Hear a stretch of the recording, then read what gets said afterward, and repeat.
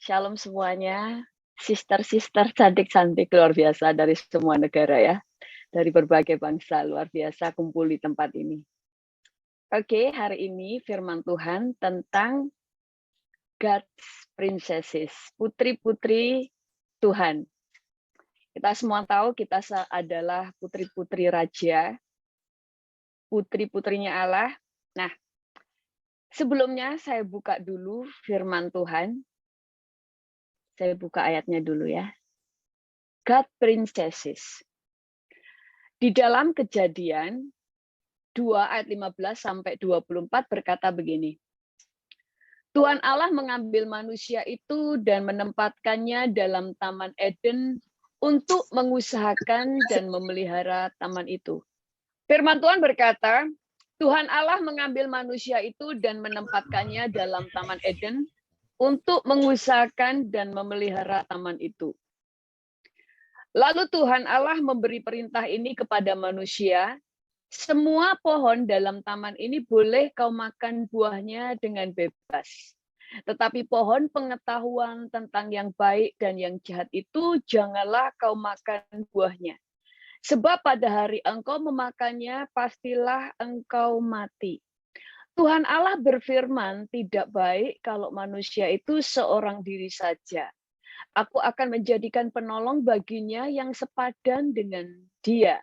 Kemudian ayat 19, lalu Tuhan Allah membentuk dari tanah segala binatang hutan dan segala burung di udara, dibawanya lah semuanya itu kepada manusia itu untuk melihat bagaimana ia menamainya.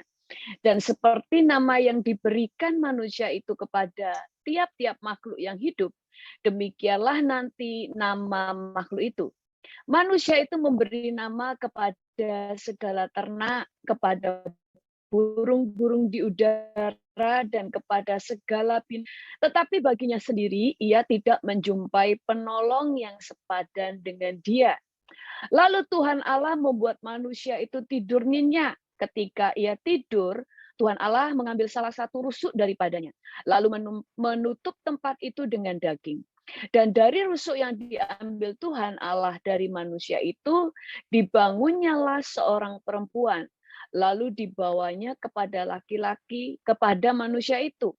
Lalu berkatalah manusia itu, inilah dia tulang dari tulangku dan daging dari dagingku.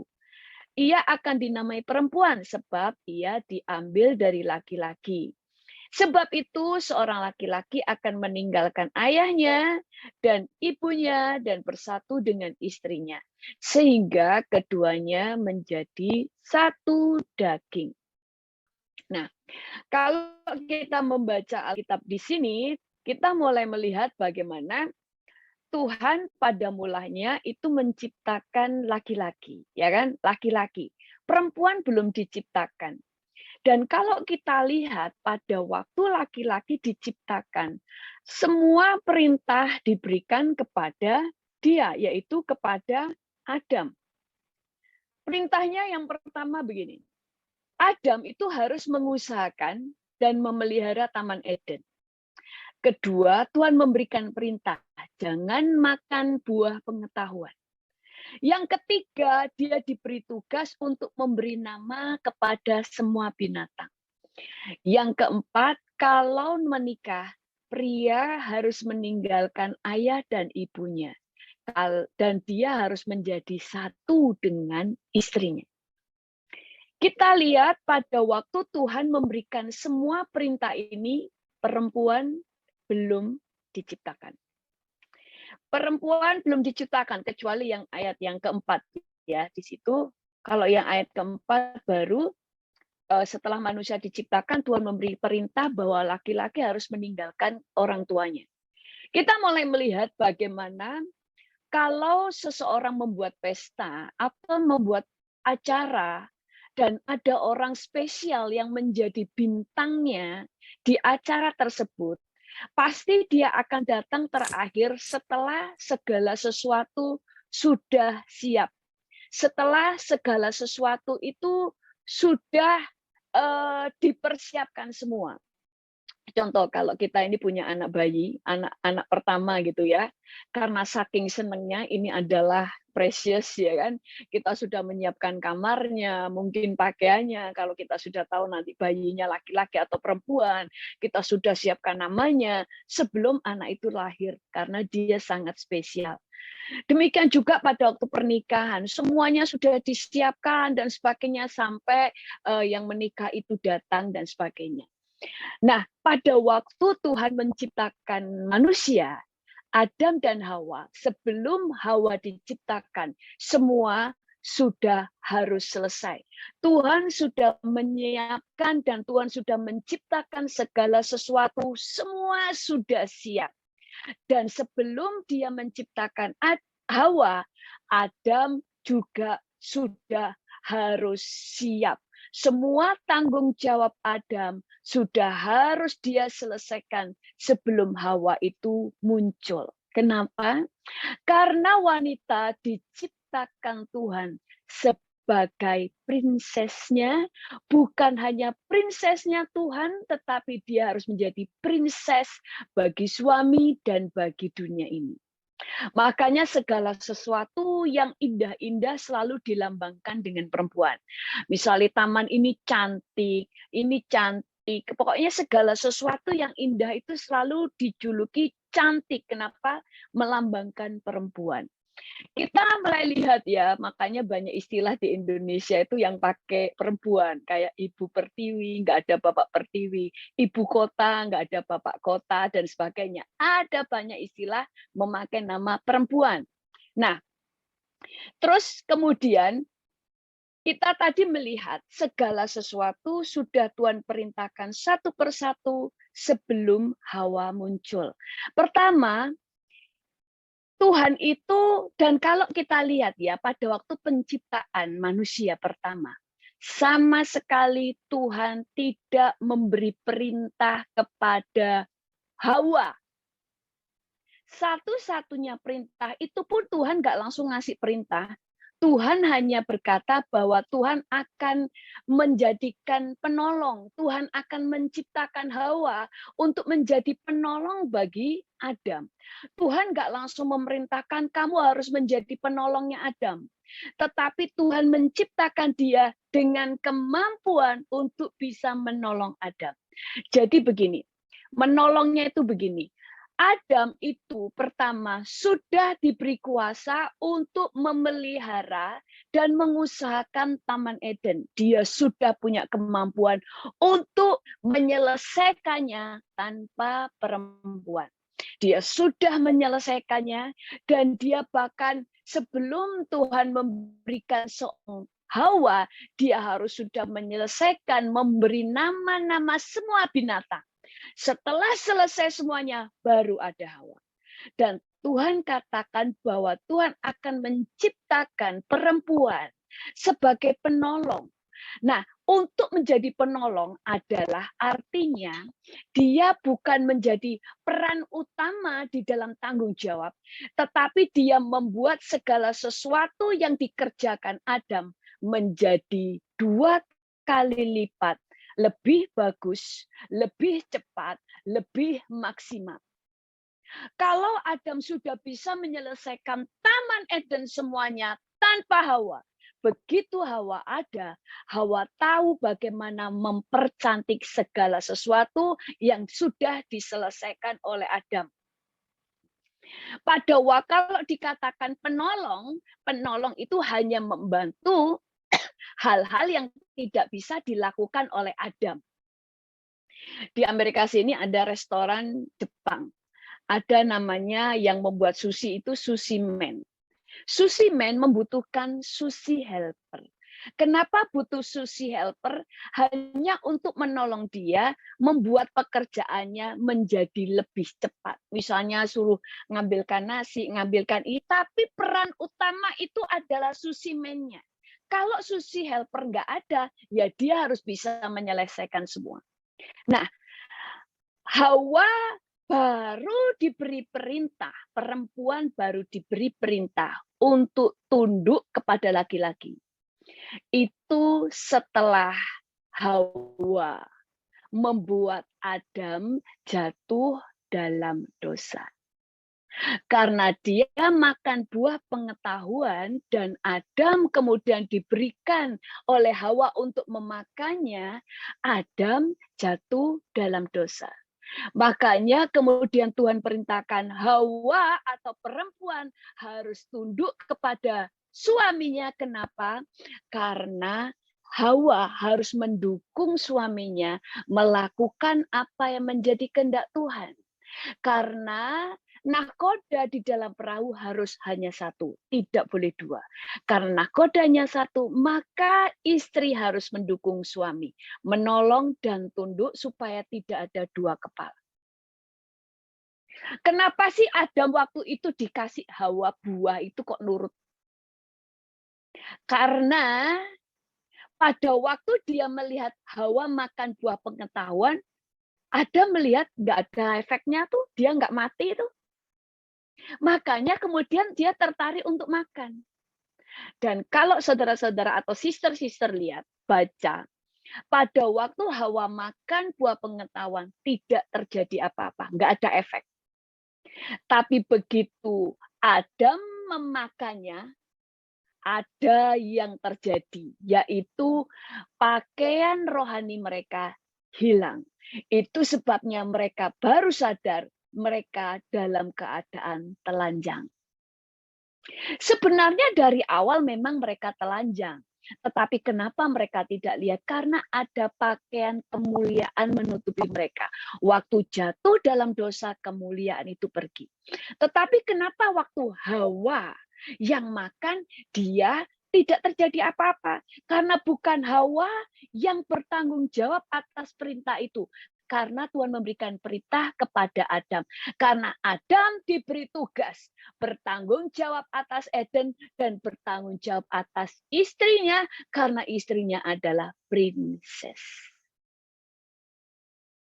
Makanya kita mulai melihat betapa Tuhan menciptakan perempuan itu sangat spesial.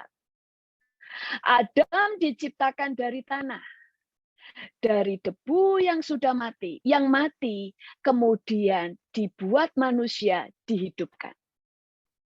Tapi Hawa diciptakan dari tulang rusuk laki-laki, dari manusia yang sudah hidup. Dia bukan dari tanah, tetapi dari tulang laki-laki, dari tubuh manusia yang sudah hidup. Dan perempuan diciptakan setelah segala sesuatu sudah selesai dan Adam sudah menyelesaikan tugasnya. Karena Tuhan itu mau menunjukkan perempuan itu precious. Seperti aku menciptakan dan menghargai perempuan, demikian juga kamu terhadap istrimu. Itu sebabnya sebelum perempuan dihargai, saudara harus tahu dulu menghargai diri sendiri. Makanya dunia itu membolak-balik segala sesuatu, membuat manusia, membuat perempuan seakan menjadi nomor dua. Alkitab tidak pernah menempatkan perempuan menjadi nomor dua. Kalau dia tunduk kepada laki-laki, bukan karena dia di bawah laki-laki atau menjadi nomor dua, tapi hanya supaya sepakat untuk berjalan bersama. Contohnya, ada Bapa, ada Yesus, ada Roh Kudus. Dikatakan Yesus tunduk kepada Bapaknya.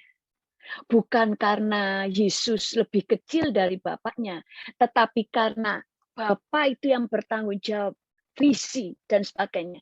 Dia harus ngikut Bapaknya supaya segala sesuatu berjalan bersama-sama, berjalan searah, sevisi, satu tujuan, sama dengan kita. Bukan karena kita nomor dua. Seorang penolong, dia melakukan hal yang tidak bisa dilakukan suaminya. Seorang suami, misalnya dia bisa mengangkat meja sendirian. Tetapi kalau istrinya menolong, maka mengangkat meja menjadi lebih mudah. Tidak natap sana, tidak natap sini. Tetapi kalau pembantu, maka dia disuruh angkat meja dan tuannya diam saja. Tetapi kalau penolong, maka yang ditolong juga harus mengerjakannya, karena yang ditolonglah yang terutama untuk mengerjakannya. Nah, kemudian kenapa saya katakan kita ini prinsesnya Tuhan? Karena Alkitab itu adalah Allah yang adil. Itu sebabnya di dalam kekristenan,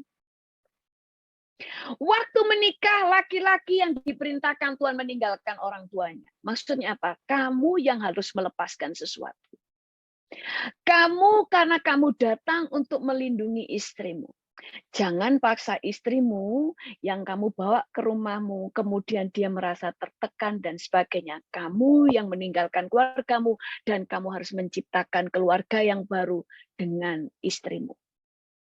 Karena laki-laki yang bertanggung jawab. Kemudian tidak ada perintah bagi wanita sama sekali. Setelah jatuh baru ada perintah untuk perempuan, tunduk kepada laki-laki. Kemudian dikatakan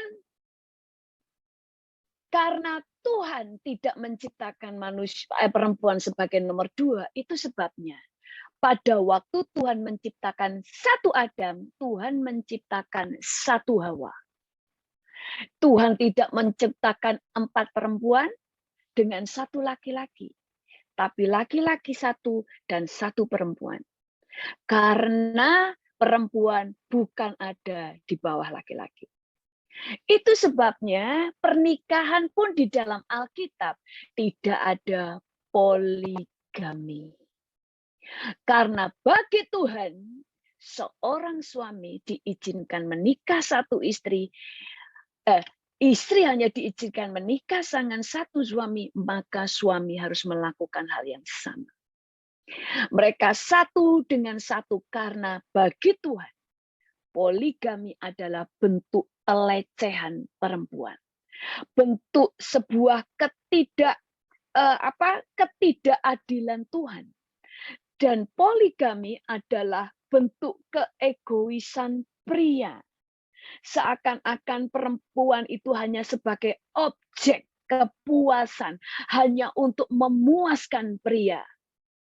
Makanya di dalam kekristenan tidak ada poligami, tidak ada perceraian, karena Tuhan tidak mau ada pengkhianatan.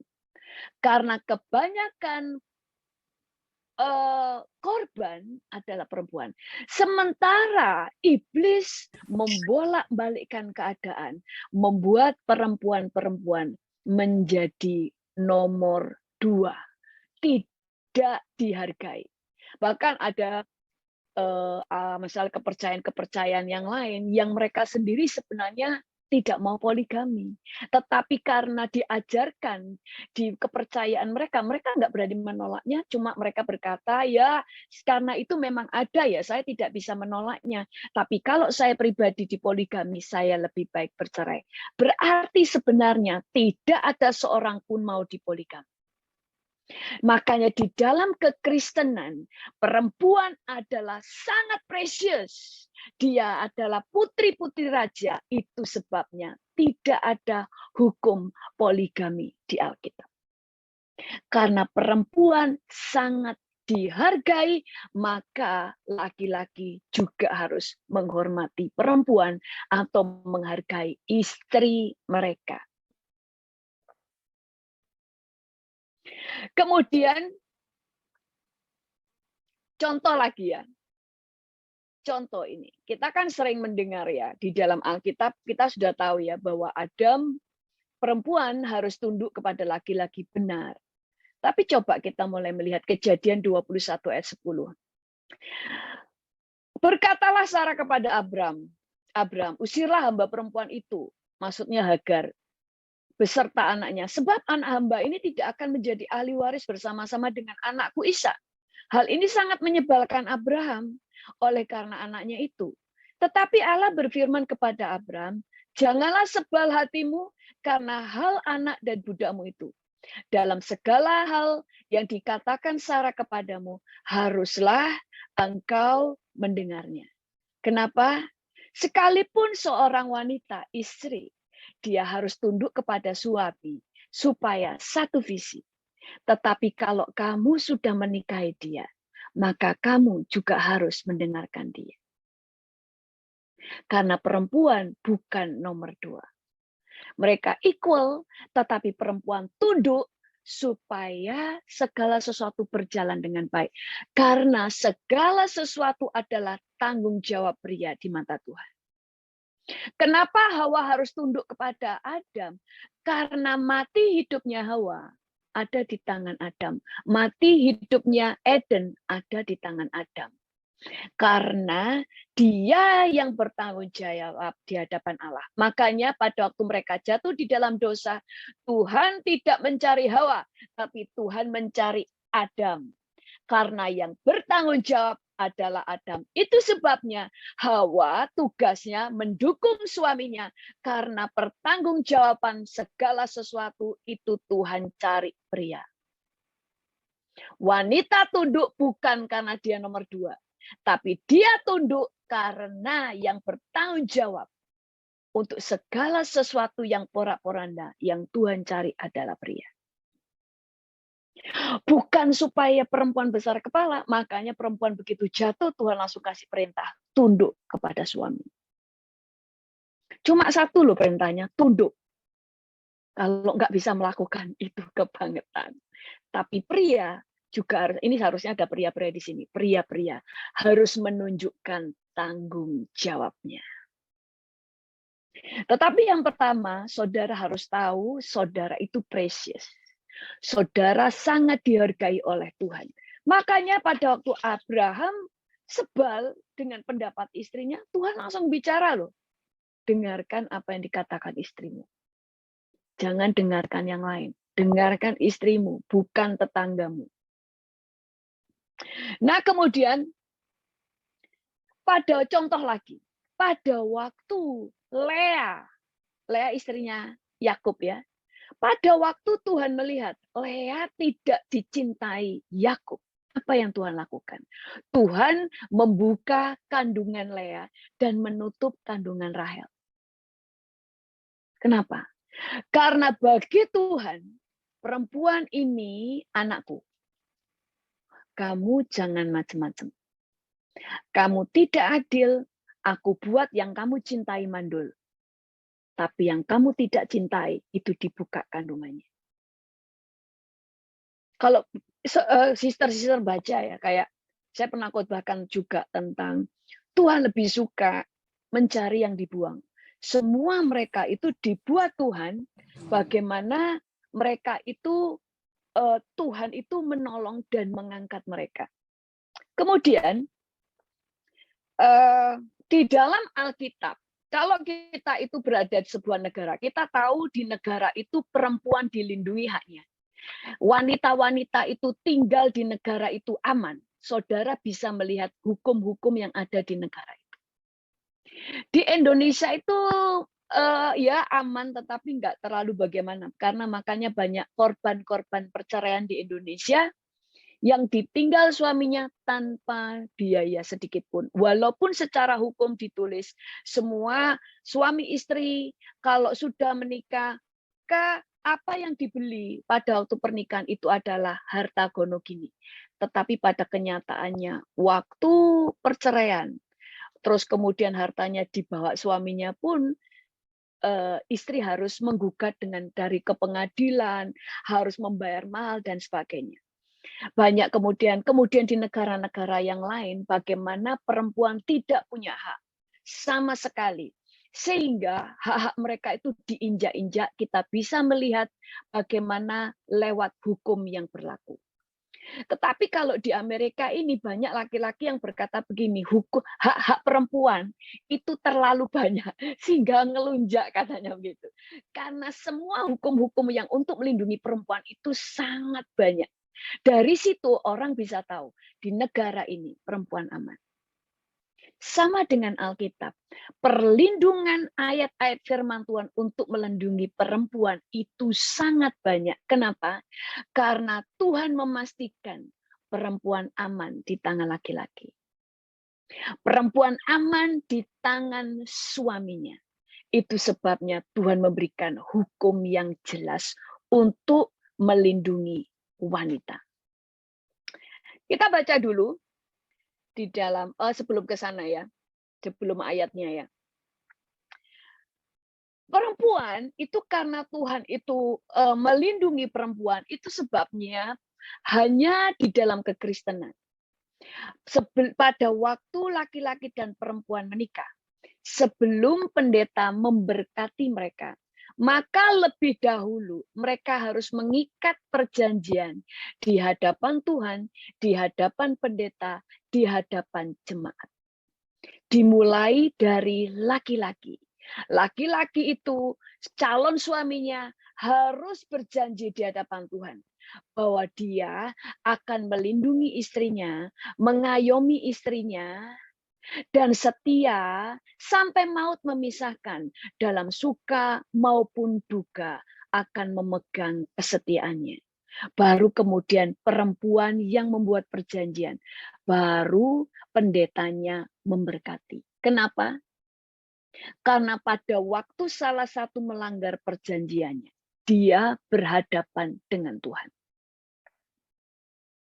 Makanya kalau saudara dikhianati pria-pria suami saudara, kok pria-pria suami saudara, bawa di hadapan Tuhan. Tuhan dia yang berjanji di hadapanmu. Maka dia berurusan dengan engkau. Ini seperti seorang bapak yang mengasihi anaknya. Bagi dia anaknya adalah sangat berharga, sangat precious. Dia tidak akan memberikan kepada laki-laki sembarangan. Makanya sebelum laki-laki itu meminta padanya, pasti seorang bapak memastikan bahwa pria itu benar-benar dapat bertanggung jawab untuk mengasihi anak yang akan dia serahkan kepada dia. Sama dengan Tuhan. Makanya sebelum pendeta memberkati, harus ada perjanjian. Ucapan janji yang diucapkan seorang laki-laki yang akan menikahi istrinya di hadapan Tuhan. Itu bukan janji, itu cuma seremoni biasa, tetapi itu dipegang oleh Tuhan. Makanya kalau kita berdoa, ya seperti itu, bawa di hadapan Tuhan. Nah, kemudian perempuan di dalam kekristenan karena sangat berharga, dia tidak perlu menutupi seluruh wajahnya. Dia tidak perlu harus menutupi segala sesuatu, hanya supaya menahan nafsu pria. Tetapi kalau saudara itu berhak menunjukkan kecantikan saudara karena saudara memang cantik. Tetapi yang Tuhan mau kita berpakaian seperti putri-putri raja, sopan, elegan, menarik, cantik, walaupun tidak kehilangan tren. Nah, saya kasih gambarnya putri Inggris itu, Kate Middleton ya, cantik, elegan. Ini putri raja. Pada waktu mereka casual pun tetap elegan. Waktu pakai celana pendek, rok pendek sekalipun, nggak perlu sampai kelihatan seronok, tetap elegan. Tetap cantik dan elegan. Demikian juga dengan kita. Nggak perlu ditutup semuanya, tetapi kita berpakaian dengan elegan, karena kita putri raja.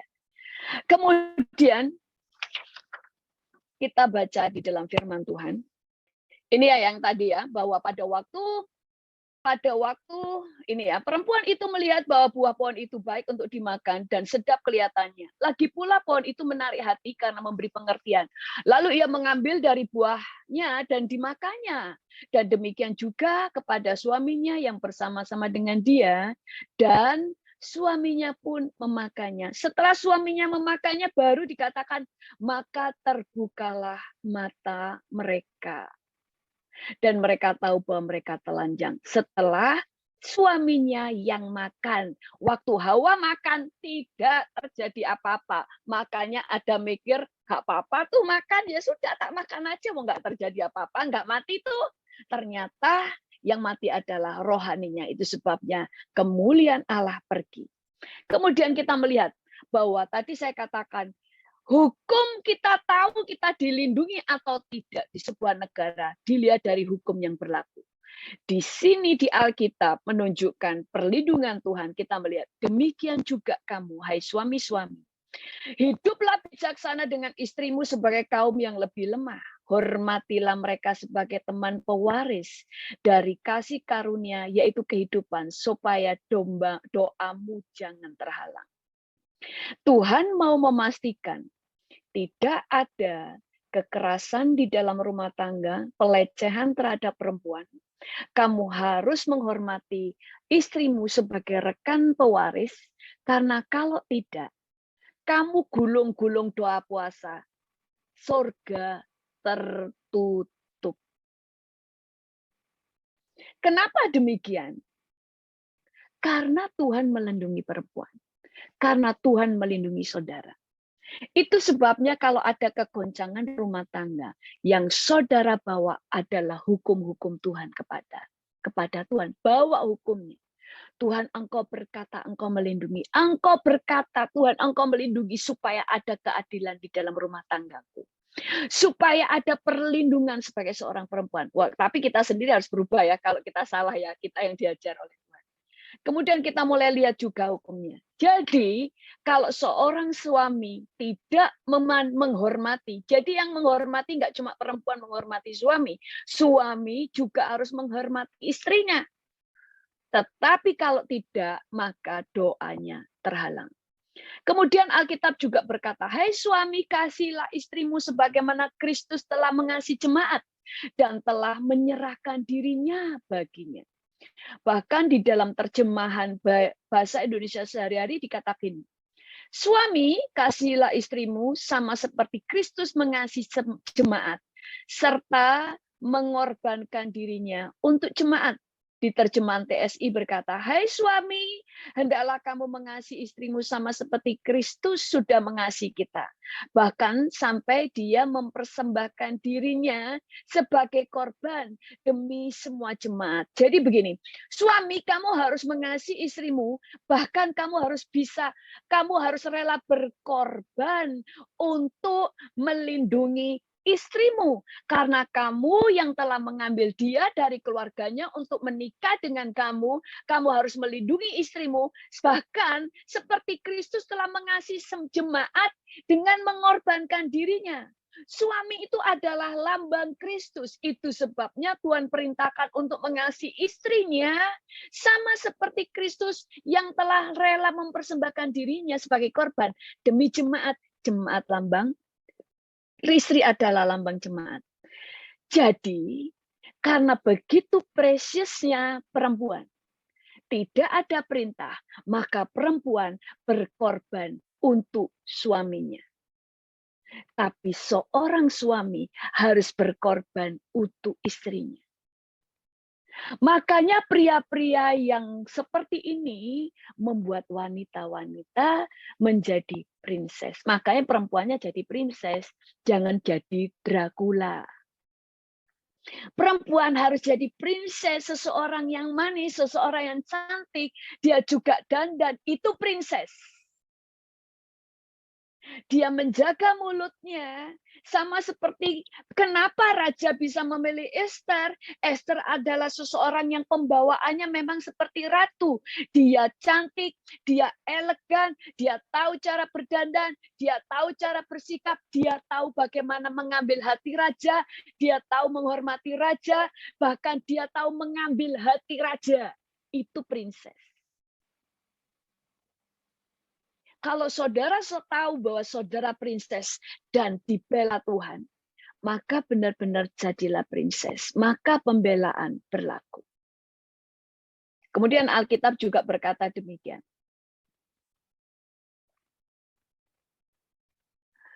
Sebab tidak pernah orang membenci tubuhnya sendiri, tetapi mengasuhnya. Ini tadi dari Efesus ya. Efesus 2:5 tadi berkata, hai suami, kasihilah istrimu sebagaimana Kristus telah mengasihi jemaat dan telah menyerahkan dirinya baginya. Kemudian, sebab tidak pernah orang membenci tubuhnya sendiri tetapi mengasuhnya dan merawatnya sama seperti Kristus telah terhadap jemaat. Ini saya ayatnya kurang ya, dikatakan bahwa suami-suami harus mengasihi istrinya sama seperti tubuhnya sendiri, sebab tidak pernah orang membenci tubuhnya sendiri. Nah, kenapa Tuhan perintahkan laki-laki mengasihi istrinya seperti tubuhnya sendiri? Karena memang perempuan diambil dari tubuh laki-laki. Kalau dikatakan laki-laki harus mengasihi istrinya seperti dirinya sendiri, artinya makanya di dalam Tuhan tidak ada poligami. Hanya ada satu istri dan satu laki, hanya ada satu suami, hanya ada satu Adam dan satu Hawa. Itu sebabnya dikatakan dia harus mengasihi dirinya sendiri, artinya kalau seorang suami tidak mau dikhianati, seorang istri juga. Kalau laki-laki tidak mau didoakan, maka istrinya juga. Kalau seorang suami ingin dihormati istrinya, istrinya juga. Makanya Tuhan adil. Perempuan di dalam Alkitab bukan nomor 2, tapi equal. Tapi kalau perempuan tunduk, dia punya harga diri, tapi tunduk karena dia mengasihi. Karena dia mau rendah hati, karena dia punya hati princess, mau mentaati Tuhan, mau menyenangkan hati Tuhan.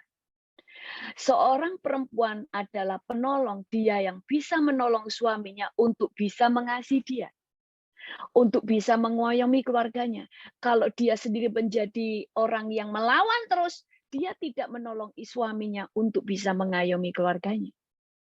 Makanya kuncinya ada pada kita, seorang princess. Makanya perempuan itu penolong, dia bisa menjadikan segala sesuatu jadi berlipat ganda. Seorang suami hanya memberikan sebuah sedikit sperma, maka kita akan kembalikan kepada suami seorang bayi dari yang kecil.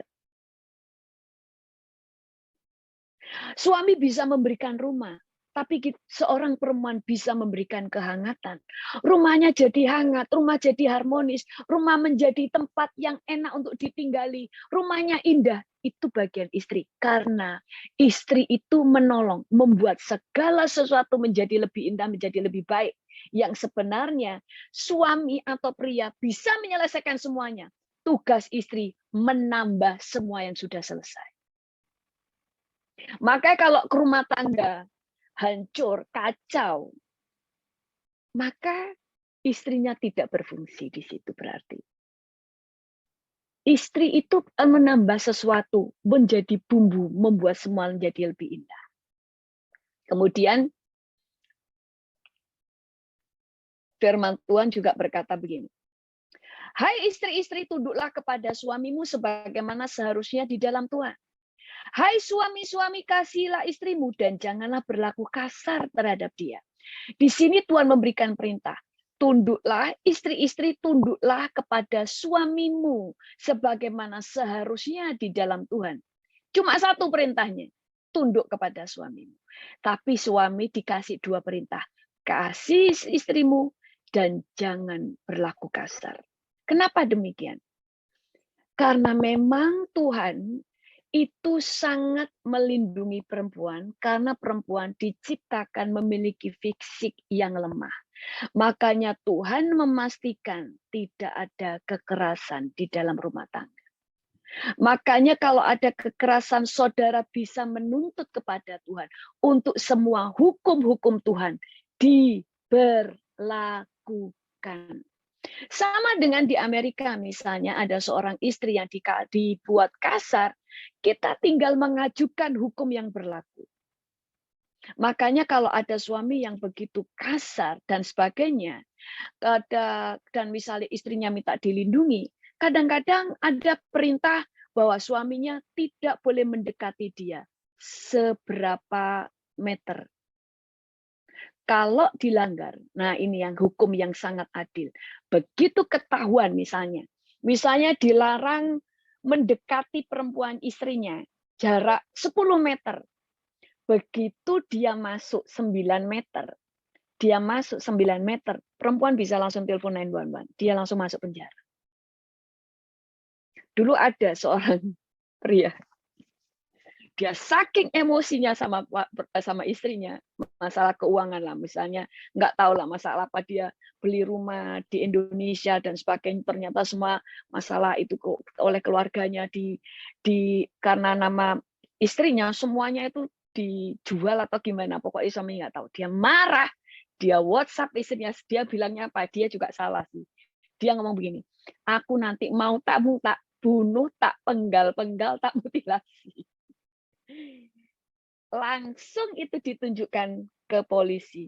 Langsung laki-lakinya dimasukkan penjara kalau nggak salah. Dan ada hukum, walaupun terbukti kalau dia menggal-menggal, tapi kemudian dia diberikan undang-undang tidak boleh mendekati istrinya. Karena istrinya ngomong saya merasa takut, maka dia dilarang mendekati istrinya dalam jarak berapa meter. Kalau sampai melanggar 10 meter, dia ngelanggar 1 meter saja, pasti langsung masuk penjara. Itu perlindungan. Makanya kita juga seperti itu. Ada hal yang dilanggar, bawa kepada Tuhan. Sesuai dengan hukum yang ditulis di Alkitab. Makanya Lea juga seperti itu. Waktu dia tidak dicintai, dia tinggal datang sama Tuhan. Dan tidak ada yang membayangkan cara hukumnya Tuhan. Ternyata kandungan dia dibuka, yang Rahel kandungannya ditutup, supaya mulai si Yakub itu mulai melihat yang ngasih saya keturunan Lea. Baru setelah itu terakhir Rahel dibuka, setelah Rahel berteriak kepada Tuhan. Nah, kita mulai melihat di sini betapa kita adalah wanita-wanita yang berharga. Waktunya sudah habis. Ya, saya lanjutkan sedikit ya. Kemudian, saudara, kita ini adalah princess-princessnya Tuhan. Sebentar ya, saya tadi ada catatan.